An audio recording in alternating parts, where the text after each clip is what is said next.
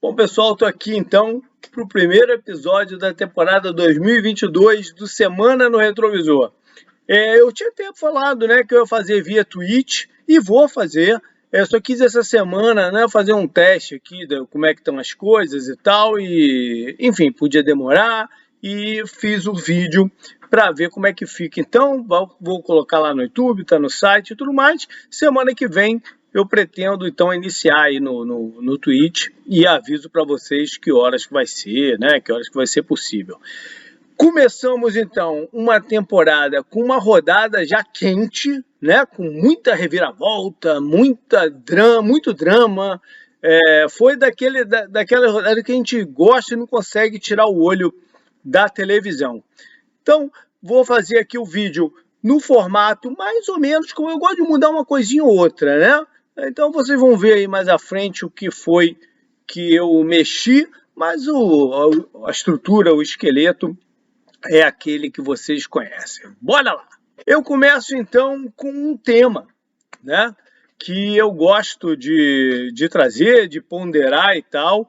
E eu sentia, por mais que tenha sido uma semana emocionante, eu senti em vários jogos, vários times, ainda com o freio de mão muito puxado.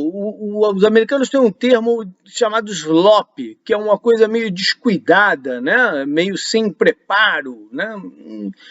E deu para perceber isso em várias ocasiões. Às vezes é natural, de certa forma é natural, né? A gente sempre fala, a primeira rodada ela é meio louca.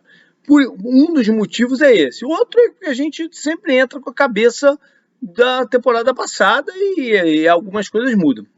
Mas o que talvez esteja gravando esse sentimento agora em 2022 é o contínuo desprezo da pré-temporada. A gente sempre fala que pré-temporada não é campeonato, e não é mesmo, né? Os jogos não são jogos para você curtir e tal, não sei o quê, mas ela tem uma função para os jogadores e para os times, que é botar, né, todo mundo um pouquinho mais em ritmo e em estado mental para o que vem pela frente.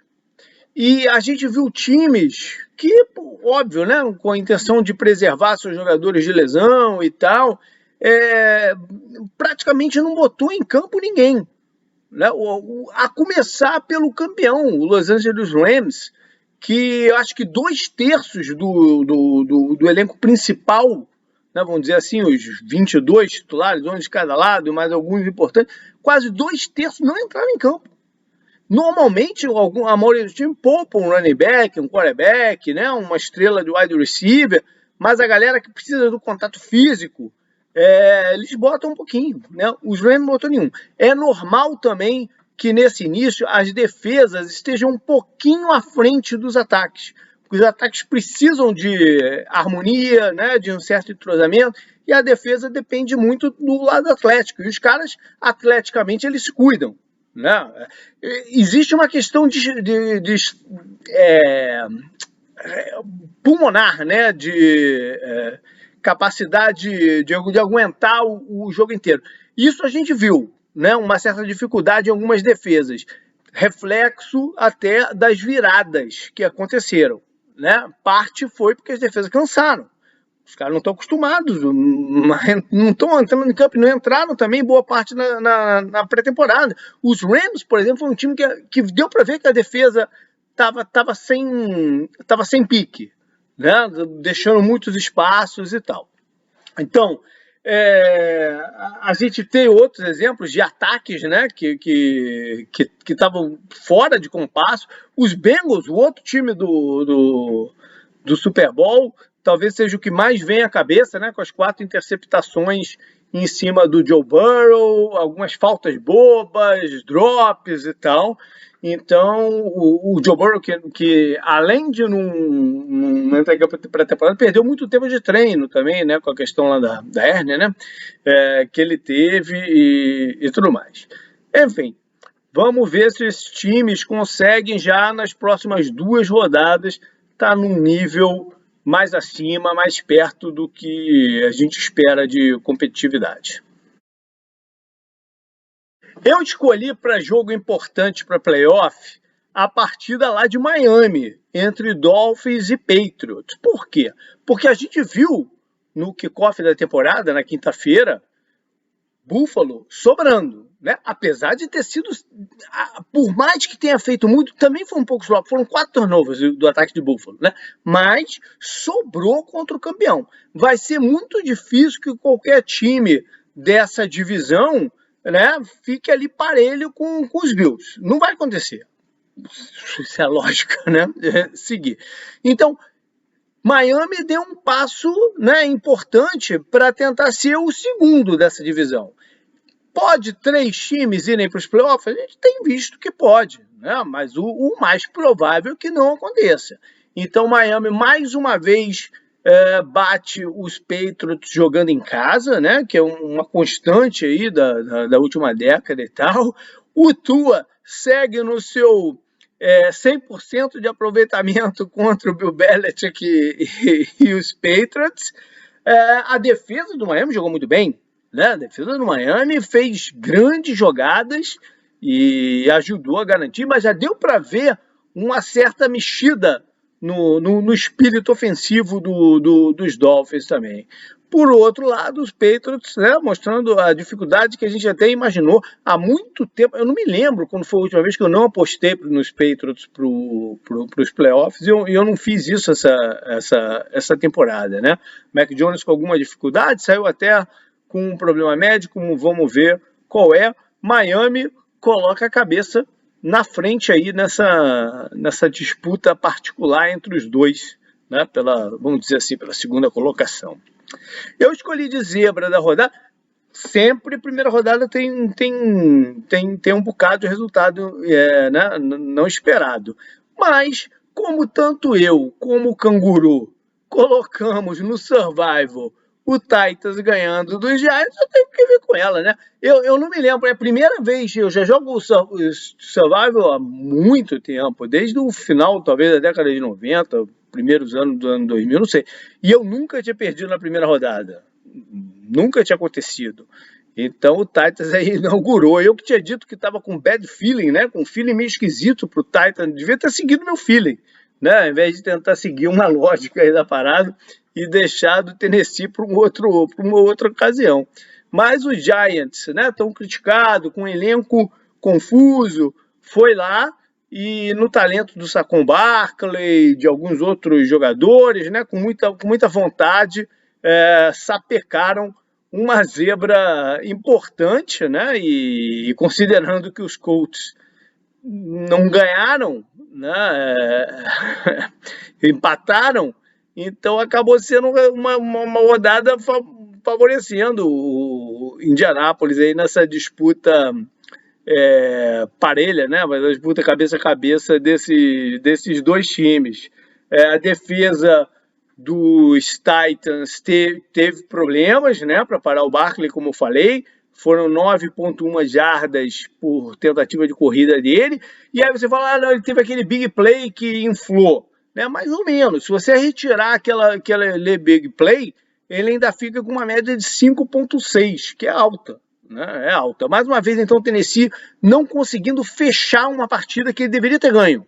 Né, porque saiu na frente, teve 5 sacks no Daniel Jones, uma interceptação, era para ter ganho o jogo.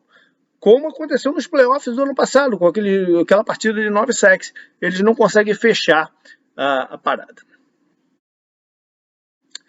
Ao invés de personalidade, eu vou dar uma certa mexidinha no foco desse ano. Eu vou trazer um reencontro, que pode ser um jogador contra o seu ex-time, pode ser um de cada lado, um jogador de cada lado que tem alguma relação entre eles, um time, enfim, alguma coisa, né? Que vai me vir na cabeça semana a semana.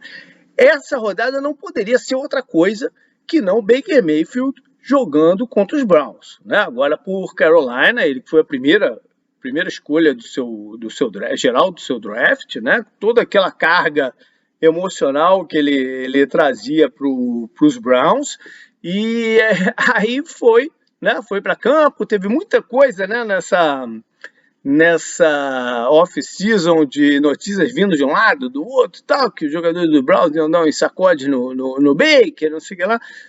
O Baker, não vai dizer que ele não jogou mal, também não jogou excepcionalmente bem, né? Se você pegar aqui os números, foram 16 passes completos em 27. São 8,7 jardas por tentativa, que é ok, mas 235 jardas no total, e essa sim inflada, porque ele teve aquele touchdown de 75 jardas para o Robbie Anderson. Ele mesmo correu com a bola, ou seja, ele estava no gás, ele estava com a vontade, né, de realmente causar um tropeço para a sua ex-equipe, mas acabou que toda essa carga emocional também veio junto, coisas que acontecem com ele e tal, e aquele final de partida com o chute lá do calouro Cade York batendo na trave inferior e batendo. Carolina, como um todo, não ajudou muito também o Baker, né? O McCaffrey discreto, teve uma jogadinha ou outra, né? Teve um passe que ele pegou e avançou bem, teve o touchdown dele pulando por cima de uma maneira sem grande impacto. O Chubb, por exemplo, teve muito mais impacto pelos Browns, né? Com 141 jardas. Enfim, você traz o Baker, hoje em dia você sabe o que você está levando o pacote completo.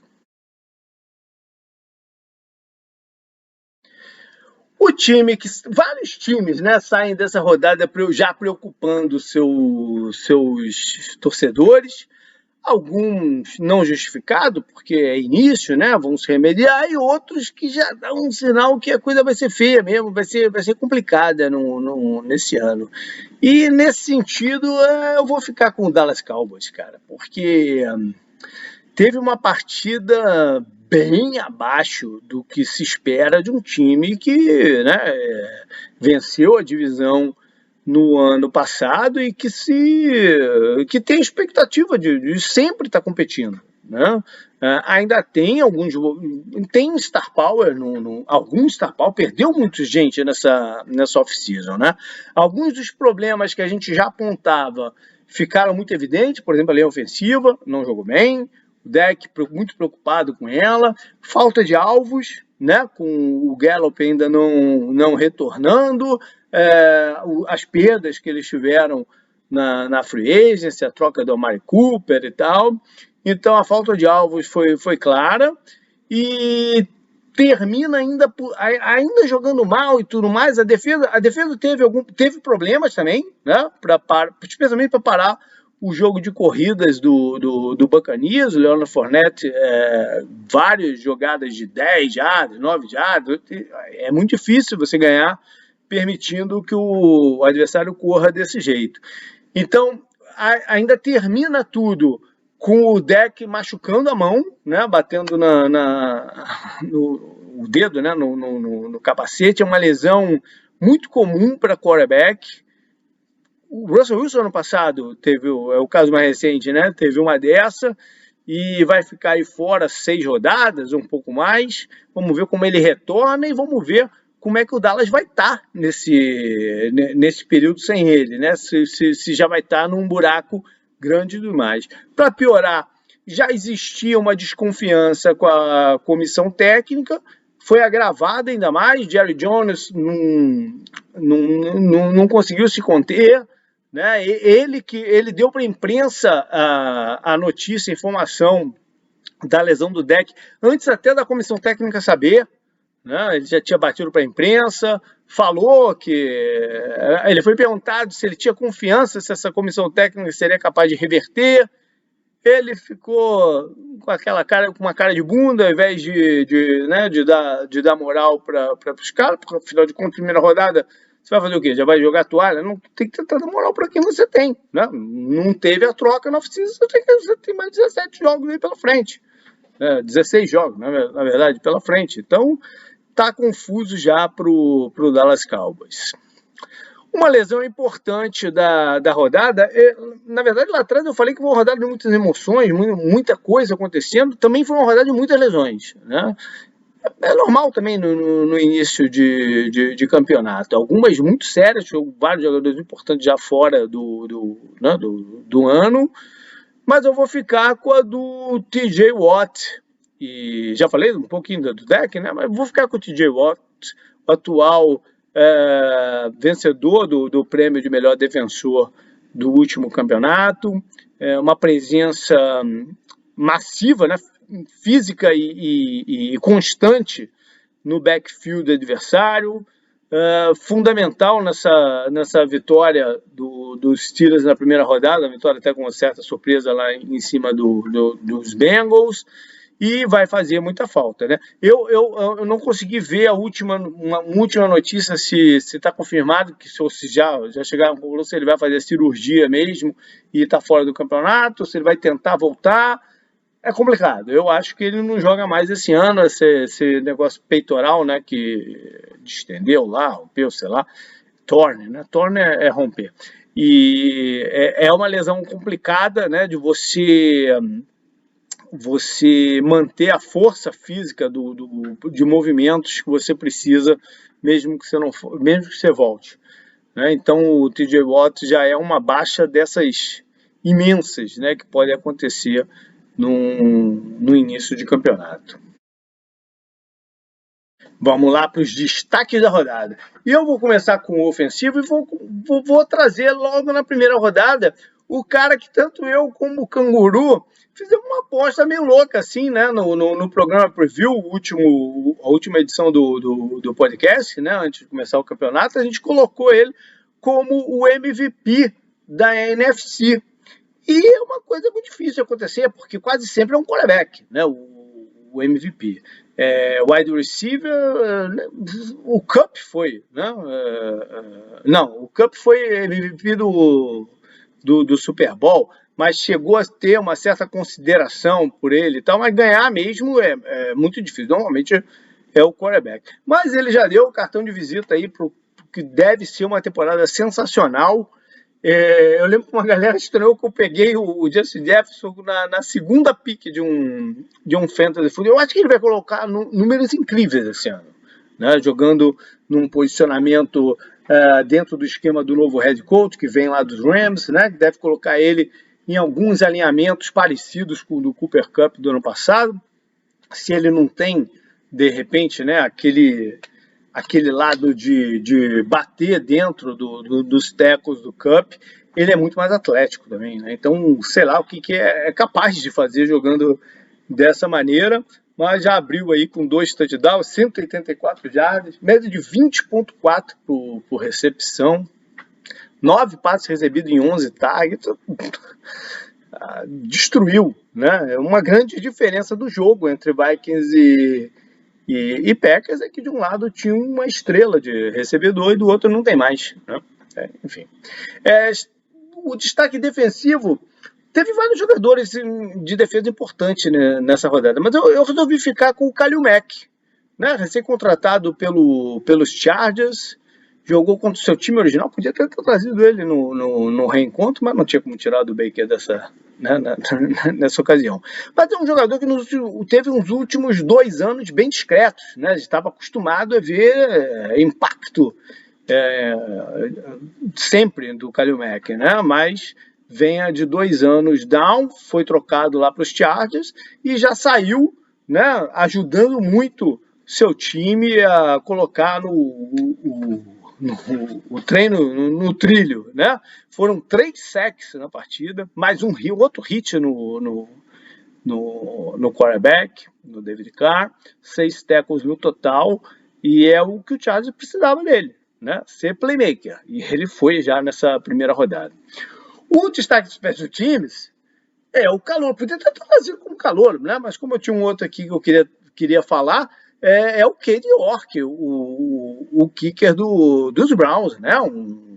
Primeira partida NFL, você mandar um game winner, né? Um chute para fechar placar, com o tempo estourando, 58 jardas, e ainda com essa carga dramática de bater no poste de baixo e entrar, né? Então é ele, o cara dos special teams. O calor, então, que eu falei, Foi um cara que tinha algumas pessoas que torciam o nariz para ele na fase pré-draft, né? Eu estou falando do wide receiver de Washington, o Jahan Dotson. Eu sempre que eu vi, tudo que eu vi dele, eu gostei muito e acho um jogador dinâmico. Ele não tem o braço longo, que é uma das paradas que o pessoal falava, né, de outros recebedores, que é importante, é importante para a posição, mas ele tem muito controle do corpo, muito equilíbrio, muito body control, né, que eles chamam, né, para fazer os catches, às vezes, não no equilíbrio certo, mas conseguem pegar a bola, e foi assim, os 2 touchdowns dele. Né? Ele não explodiu de jardas, foram 40 jardas, mas 2 touchdowns fundamentais para uma virada. Né? Eles iam começar muito mal a temporada se perdessem em casa para os Jaguars. Mas o Dotson foi um nome chave aí para eles conseguirem o resultado deles. Consegue se abrir dentro do campo, né? Com a bola, a gente ainda não viu nessa primeira rodada, mas com a bola nas mãos ele é muito ágil. E eu acho que foi uma tremenda adição aí para Washington num ano com tantos wide receivers draftados no primeiro round. Por fim, volto a escolher uma jogada para comentar, né? Uma jogada espetacular da semana. Eu resolvi ficar com o passe longo vertical do Lamar Jackson para o Rashad Bateman. Foi um touchdown de 55 jardas, até visualmente até parece que é mais. Né? Não sei se ele tinha recuado bastante, talvez ele tenha recuado bastante no pocket, ele tenta até se livrar ali. A questão é que o zip que ele deu na bola, a facilidade com que ele parecia que estava atravessando o campo todo, né? E achando o Bateman livre, com o estilo dele de meter medo na defesa por correr com a bola. Se ele conseguir, né, esse combo, verticalidade com corrida de bola, traz muito mais problema, né, para os coordenadores conseguir agrupar a defesa contra ele, né, deixar um pouquinho mais compacto. Vai expandir o campo e Baltimore se torna um time bem mais difícil de se enfrentar. Né? O Lamar Jackson, que vem aí de uma semana com uma notícia também forte que teve na liga, que foi o não acordo contratual dele com os Ravens, e deixando ele, em teoria, como free agent na temporada que vem. Então foi essa, tá lá no site, pode clicar, quem não viu, né, clica lá e vê o lance no YouTube da NFL Videos. Valeu, galera. É isso aí. Vamos para mais um campeonato inteiro. Vai ter coisas que você sabe aqui. Em algum momento vai ter gato passando de um lado para o outro, alguma criança interrompendo, tem sapo já coachando lá fora. Mas é isso. Vamos nos divertir aí com a temporada 2022. Até mais.